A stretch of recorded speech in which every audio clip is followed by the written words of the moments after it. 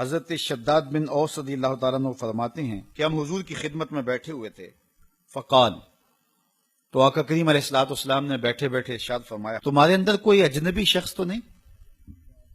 تمہارے اندر کوئی غیر تو نہیں؟ خاص ہی ہو نا، یعنی کوئی اہل کتاب سے تو نہیں؟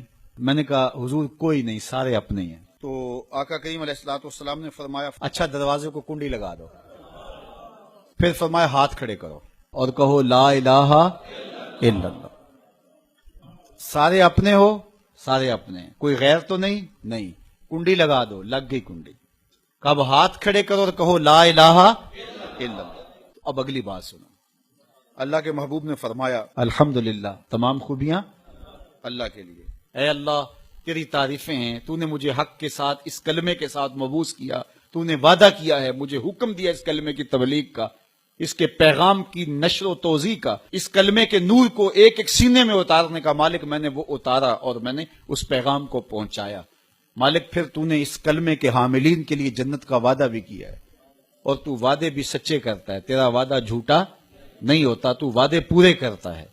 اللہ اکبر، یہ حضور نے ارشاد فرمایا۔ ثم قال، پھر اللہ کے محبوب نے فرمایا بشارت ہو، اللہ نے تمہیں معاف کر دیا، اللہ نے تمہاری خطائیں معاف کر دی، اللہ نے تمہارے گناہ بخش دیے۔ تو صحابہ کو اللہ کے محبوب نے بشارت دی۔ ایک اور روایت سنی حضرت ابو ہریرہ رضی اللہ تعالیٰ عنہ سے، جس نے ایک دن میں 100 مرتبہ سبحان اللہ و بحمدہ پڑھا۔ کتنی مرتبہ؟ 100 مرتبہ۔ کیا پڑھا؟ سبحان اللہ و بحمدہ۔ فرمایا کہ اس کے گناہ سمندر کی جھاگ کے برابر بھی ہوں تو اللہ معاف فرما دے گا۔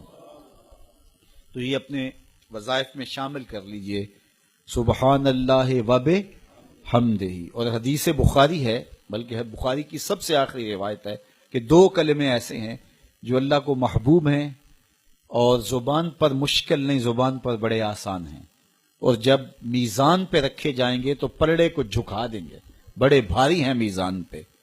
وہ 2 کلمے یہی ہیں، سبحان اللہ و بحمدہ، سبحان اللہ العظیم۔ تو اگر اس کو 100 مرتبہ روزانہ پڑھے تو سمندر کی جھاگ کے برابر بھی گناہ ہو تو اللہ معاف فرما دیتا ہے۔ میرے حضور نے ارشاد فرمایا ہر شے کا ایک دل ہوتا ہے، اور قرآن مجید کا دل سورہ یاسین ہے۔ جس نے 1 مرتبہ سورہ یاسین کی تلاوت کی، اللہ 10 مرتبہ قرآن پڑھنے کا ثواب عطا کرے گا۔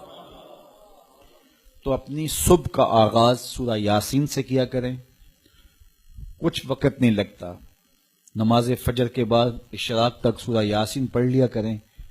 سورہ یاسین اگر آپ پڑھ کے اپنے دن کا آغاز کرتے ہیں، آپ کا سارا دن خیر سے گزرے گا۔ اس دن اگر کاروبار کریں گے تو برکت ہوگی، اس دن کسی کام کو جائیں گے تو رحمت ہوگی، اس دن بہت ساری بیماریوں سے، آفات و بلیات ارضیہ و سماویہ سے، دشمنوں کے حسد سے، مبغضین کے بغض سے بچے رہیں گے، لوگوں کے شر سے، حادثات سے محفوظ رہیں گے۔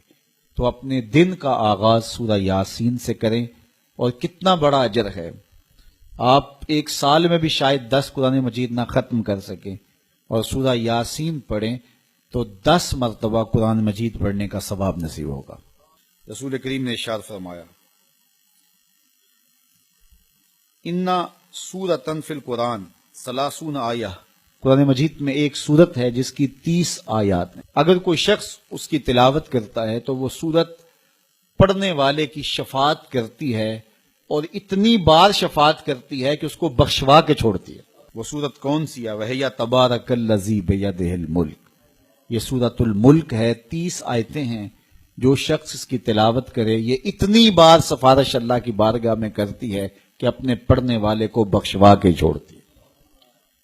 تو اپنے دن کا آغاز سورہ یاسین سے کریں، اور اپنی شب کا آغاز سورہ ملک سے کریں۔ سونے سے پہلے سورہ ملک کی تلاوت ضرور کر لیں، تو انشاءاللہ اس سے رات برکت سے گزرے گی، آفات و بلیات سے بچے رہیں گے، اور سب سے بڑی بات کہ اللہ تعالیٰ جل شانہ غفران و رحمت سے مالا مال فرمائے۔